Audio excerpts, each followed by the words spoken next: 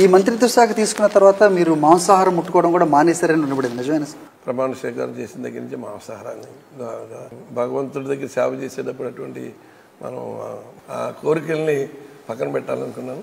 ఇవాళ రాష్ట్ర వ్యాప్తంగా ఇప్పుడు చరిత్రలో దేవాదాయ ధర్మాదాయ శాఖ చరిత్రలో ఎప్పుడు ఇంత డెవలప్మెంట్ జరగడం అనేది ఎప్పుడు జరగలేదు. ఇప్పుడు ఆన్ గోయింగ్ వర్క్స్ 1600 కోట్ల రూపాయల వర్క్స్ నడుస్తూ ఉన్నాయి. ఇప్పుడు కనకదుర్గం ఆలయంలో 225 కోట్ల రూపాయలతోటి డెవలప్ చేస్తున్నాం. ఈ ప్రయాణికుల రద్దీ కోసం ఒక దేవాలయానికి ఒక ఫ్లైఓవర్ నిర్మాణం చేస్తున్నాను. ఆ ఫ్లైఓవర్ ద్వారా వచ్చే జనం అందరూ ఫ్లైఓవర్ పెడితే రిటర్న్ వచ్చే వాళ్ళందరూ కింద మామూలుగా దుర్గానగర్ నుంచి బయటకు వస్తారు. ఇప్పుడు మీ ప్రత్యర్థి ఎవరైతే ఉన్నారు సార్, కూటమి అభ్యర్థిగా సేమ్ సామాజిక వర్గం కాబట్టి అసలు మొదటిగా ఓడిపోయే సీటే కొట్టు సత్యనారాయణది అని ఒక ప్రచారం చేశారు. సో ఈ నేపథ్యంలో మీరు సీట్ సంపాదించుకోగలిగారు. ఖచ్చితంగా మీరు అధికారంలోకి వస్తే ఎస్ అఫ్ కోర్స్ మంత్రి పదవి కూడా ఉంటుంది.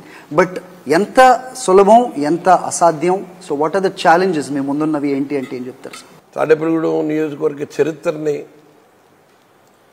ఏదో మనం క్రీస్తు శకం క్రీస్తు ముందు అని ఎలా అయితే చెప్తారో, తాడేపల్లిగూడెం కేఎస్ఎన్కి ముందు కేఎస్ఎన్ ఎమ్మెల్యే అయిన తర్వాత మార్పు అన్నది ఒక మార్క్ కనపడదు. హార్టికల్చర్ యూనివర్సిటీ కానీ, ఆంధ్ర క్యాంపస్ కానీ, టెక్నిక్ కాలేజీ కానీ, వెటర్నరీ పాలిటెక్నికే కానీ అన్ని రకాలుగా కూడా మరి గవర్నమెంట్ ల్యాండ్స్ని సేవ్ చేసి పెట్టడం మూలంగా ఇవాళ ఎన్ఐటీని కూడా తాడేపల్లిగూడెం తీసుకురావడానికి అవకాశం. ఎందుకంటే స్థలం కోసం చూశారు. ఆ స్థలం మనకి నేను అక్కడ ఎయిర్పోర్ట్ కోసం సిద్ధం చేసి ఉంచిన భూమిని ఇది అనుకూలంగా ఉందన్నట్టు అక్కడ పెట్టడానికి అవకాశం కుదిరింది.